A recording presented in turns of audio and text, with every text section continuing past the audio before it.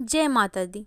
माँ सिद्धिदात्री आप सभी की मनोकामनाएं पूर्ण करे, आप सभी पर अपना आशीर्वाद बनाए रखें। प्रिय भक्तजनों, आज चैत्र नवरात्रि का समापन दिवस है और आज ही माँ भगवती के 9वें स्वरूप माँ सिद्धिदात्री की पूजा की जाती है। इस दिन सच्चे मन, श्रद्धा और विश्वास के साथ माँ सिद्धिदात्री का पूजन करने से अष्ट सिद्धियों की प्राप्ति होती है। इसके अलावा भक्तों की सभी मनोकामनाएं भी माँ की कृपा से पूर्ण होती है। आइए जानते हैं माँ सिद्धिदात्री की संपूर्ण पूजा विधि, इस दिन रहने वाले शुभ मुहूर्तों के बारे में, माँ के प्रिय भोग और मंत्रों के बारे में। इस बार नवमी तिथि को लेकर बहुत ज़्यादा असमंजस बना हुआ है और तो ऐसे में आप यह भी जानेंगे कि आप माँ सिद्धिदात्री की पूजा करके कन्या पूजन कब कर सकते हैं, क्योंकि नवमी तिथि को कन्या पूजन कराया जाता है, हवन किया जाता है। तो कन्या पूजन का शुभ मुहूर्त कब से कब तक रहेगा। आज दिनांक है 26 मार्च और दिन है गुरुवार और आज सुबह 11:49 तक अष्टमी तिथि है। इसके बाद में नवमी तिथि प्रारंभ हो रही है। इसके लिए अधिकतर जगह पर आज गुरुवार के दिन ही अष्टमी और नवमी एक साथ मनाने की बात कही जा रही है। इसलिए माँ सिद्धिदात्री की पूजा आप आज भी कर सकते हैं। वही हिंदी कैलेंडर के अनुसार कल 27 मार्च दिन शुक्रवार को सुबह 10:07 तक नवमी तिथि रहेगी। अगर आप आज गुरुवार के दिन कन्या पूजन नहीं कर पाए हो या नवमी की पूजा नहीं कर पाए तो माँ सिद्धिदात्री की पूजा आप कल 27 मार्च दिन शुक्रवार को भी कर सकते हैं और कन्या पूजन भी कर सकते हैं। पहले जान लेते हैं 26 मार्च दिन गुरुवार के शुभ मुहूर्तों के बारे में। तो आज है ब्रह्म मुहूर्त सुबह 4:52 से 5:39 तक रहेगा। सूर्योदय होगा सुबह 6:28 पर और सूर्यास्त होगा 6:36 पर। आज सौभाग्य योग सुबह 3:09 तक रहेगा। बाद में पूरा दिन शोभन योग रहने वाला है। आद्रा नक्षत्र आज शाम 4:19 तक रहेगा। बाद में पुनर्वसु नक्षत्र प्रारंभ होगा। अभिजीत मुहूर्त दोपहर 12:08 से 12:56 तक रहेगा। राहु काल दोपहर 1:30 से 3 बजे तक रहेगा। और अगर आप आज माँ सिद्धिदात्री की पूजा करके कन्या पूजन करना चाहते हैं तो सुबह 11:50 से लेकर दोपहर 1:20 के बीच में आप माँ सिद्धिदात्री की पूजा करके फिर हवन आदि करके कन्या पूजन कर सकते हैं। राहु काल के समय हवन या कन्या पूजन करने से बचना चाहिए। राहु काल दोपहर 1:30 से 3 बजे तक रहेगा। अगर आप इससे पहले तक कन्या पूजन नहीं कर पाए हैं तो उसके बाद में 3 बजे के बाद में आप कन्या पूजन कर सकते हैं, जो कि शाम 6:20 से कभी भी किया जा सकता है। नवमी का कन्या पूजन नवमी तिथि के अंदर ही करना चाहिए, यानी नवमी तिथि के लगने के बाद ही कन्या पूजन करना चाहिए। तो सुबह 11:49 तक अष्टमी तिथि है, इस बात पर आप ध्यान रखें। जो लोग 27 मार्च दिन शुक्रवार को माँ सिद्धिदात्री की पूजा करके फिर कन्या पूजन या हवन करना चाहते हैं तो उनके लिए बता दें कि शुक्रवार के दिन सुबह 4:51 से 5:39 तक ब्रह्म मुहूर्त रहेगा।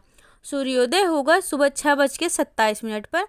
हालांकि सूर्योदय का समय स्थानीय क्षेत्रों के अनुसार कुछ मिनटों के अंतराल भी हो सकते हैं। कुछ जगह पर 6:20 का भी सूर्योदय दिखाया जाता है। तो सुबह 6:20 से 10:07 के बीच में आप माँ सिद्धिदात्री की पूजा, हवन और कन्या पूजन कर सकते हैं, क्योंकि इसके बाद में 10वीं तिथि प्रारंभ होगी। पुनर्वसु नक्षत्र दिन दोपहर 3:24 तक रहेगा। इसके बाद में पुष्प नक्षत्र प्रारंभ होगा, जो कि बहुत ही शुभ योग रहेगा। और पुष्य नक्षत्र के दौरान पीले रंग की सामग्री जैसे पीले वस्त्र या हल्दी आदि का दान करने से सभी शुभ फलों की प्राप्ति होती है और किसी अभीष्ट कामना की पूर्ति होती है। लेकिन मन में श्रद्धा और पूर्ण विश्वास के साथ अगर आप इस दिन यह उपाय करें तभी आपकी मनोकामना पूर्ण हो सकती है। माँ सिद्धिदात्री को सभी प्रकार के अष्ट सिद्धियाँ प्रदान करने वाली माना जाता है। मार्कंडेय पुराण में माँ सिद्धिदात्री कोडिमा, महिमा, गरिमा, लगिमा, प्राप्ति, प्रकाम्य, ईशित्व और विशित्व इन 8 प्रकार की सिद्धियां प्राप्त है। पौराणिक कथा के अनुसार भगवान शिव ने भी माँ सिद्धिदात्री की कठोर तपस्या करके इन अष्ट सिद्धियों को प्राप्त किया था और माँ की कृपा से ही भगवान शिव का आधा शरीर देवी का हो गया था और वे अर्धनारीश्वर कहलाई। माँ दुर्गा के 9 रूपों में यह रूप सबसे अधिक शक्तिशाली और मान्यता है कि माँ का यह रूप सभी देवी देवता के तेज से प्रकट हुआ था। कथन में वर्णन है कि जब दैत्य महिषासुर के अत्याचारों से परेशान होकर सभी देवतागण भगवान शिव और भगवान विष्णु के पास पहुँचे, तब वहाँ मौजूद सभी देवतागणों से एक तेज उत्पन्न हुआ और उसी तेज से एक दिव्य शक्ति का निर्माण हुआ, जिसे माँ सिद्धिदात्री कहा जाता है। माँ सिद्धिदात्री का स्वरूप गौर, दिव्य और शुभता प्रदान करने वाला है। माँ सिंह पर विराजमान होती हैं और कमल पर भी आसीन होती हैं। इनकी 4 भुजाएं हैं और दाहिनी ओर के नीचे वाले हाथ में चक्र, ऊपर वाले हाथ में गदा और बाईं ओर के नीचे वाले हाथ में शंख और ऊपर वाले हाथ में कमल का पुष्प माँ ने धारण किया हुआ है। माँ को बैगनी और लाल रंग अति प्रिय होता है। माँ का प्रिय भोग हलवा, पूरी, खीर, चने, मौसमी फल, पान, सुपारी, इलायची और नारियल है। पंचामृत का भोग भी आज के दिन माता को अर्पित किया जाता है। आज नवमी तिथि के दिन माँ सिद्धिदात्री की पूजा सच्चे मन से करनी चाहिए और सुबह स्नान आदि से निवृत्त होने के बाद पूर्व दिशा की ओर मुख करके माँ सिद्धिदात्री की पूजा आरंभ करें। माँ सिद्धिदात्री का ध्यान करें, आवाहन करें और माँ से नवरात्रि के 9 दिनों के उपवास या जो भी आपने इस दौरान पूजा किया है, चाहे उपवास भी रखे हों, जो भी पूर्ण के कार्य किए हों, उन सभी के स्वीकार करने की प्रार्थना करें। माँ से प्रार्थना करें, क्षमा याचना करें कि 9 दिनों में अगर आपसे कोई भी गलत हो गया हो, कुछ काम कम या अधिक हो गया हो, तो उसका दोष आपको ना लगे। फिर धूप दीप जलाकर माँ सिद्धिदात्री की पूजा करें। 9 दुर्गा कवच का पाठ करें। सभी 9 दुर्गाओं का ध्यान करें। सभी 9 दुर्गाओं के मंत्रों का जाप करें। यदि हवन करना चाहते हैं तो हवन भी कर सकते हैं। सभी 9 दुर्गाओं के बीज मंत्र से हवन करें और माँ सिद्धिदात्री की कथा का पाठ या श्रवण करें। कपूर जलाकर आरती उतारें और माँ के भोग लगाएं। सच्चे मन से क्षमा याचना करें। प्रसाद सभी लोगों में बांटें। किसी एक कन्या का पूजन भी आज के दिन आप कर सकते हैं। अगर आपने अष्टमी तिथि को कन्या पूजन किया है, कन्या पूजन ना कर पाए हो, तो एक छोटी कन्या को कोई ना कोई भेंट, उपहार आदि सामग्री आप उनको अवश्य दें। साथ में एक बटुक भैरव का भी पूजन या उनको कोई भी भेंट सामग्री आप दे सकते हैं। और जिनके यहाँ पर नवमी तिथि के दिन ही कन्या पूजन होता है, वे पहले कन्या पूजन से पहले हवन आदि कर लें, माँ सिद्धिदात्री की पूजा कर लें।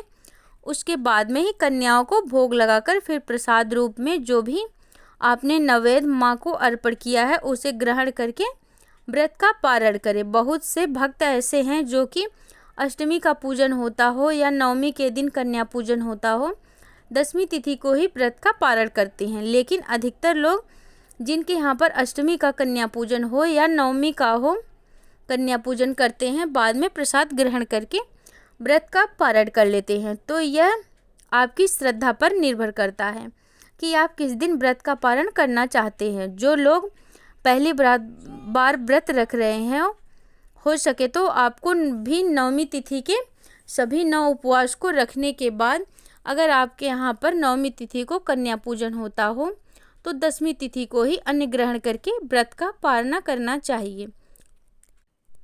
अधिकतर लोग अष्टमी के बाद पूजन करने के बाद कलश हटा देते हैं, कलश विसर्जन कर लेते हैं। लेकिन नवरात्रि का मतलब ही होता है 9 पावन रातें, यानी कि पूरे 9 दिन रात पूजा करने के बाद तिथियों की कोई गड़बड़ नहीं तो 9 दिन और 9 रात पूजा करने के बाद 10वीं तिथि में ही कलश विसर्जन किया जाता है। 10वीं तिथि में ही 9 दिन और 9 रात पूजा करने के बाद 10वीं तिथि में ही कलश विसर्जन किया जाना चाहिए। अगर किसी के साथ बहुत अधिक कोई बहुत ज़्यादा ज़रूरी हो तो आप कन्या पूजन करने के बाद सूर्यास्त से पहले पहले कलश विसर्जन कर सकते हैं। राहु काल में कलश विसर्जन करने से बचना चाहिए। आइए अब जान लेते हैं माँ सिद्धिदात्री के विशेष मंत्रों के बारे में। माँ सिद्धिदात्री की पूजा का मंत्र ओम देवी सिद्धिदात्रेय नमः। प्रार्थना सिद्ध गंधर्व यच्छासुरे रेपी सेव्यमाना सदा भुवा सिद्धि सिद्धि दायिनी स्तुति मंत्र। या देवी सर्वभूतेषु माँ सिद्धिदात्री स्वरूपेण संस्थिता नमस्तस्यै नमस्तस्यै नमस्तस्यै नमो नमः।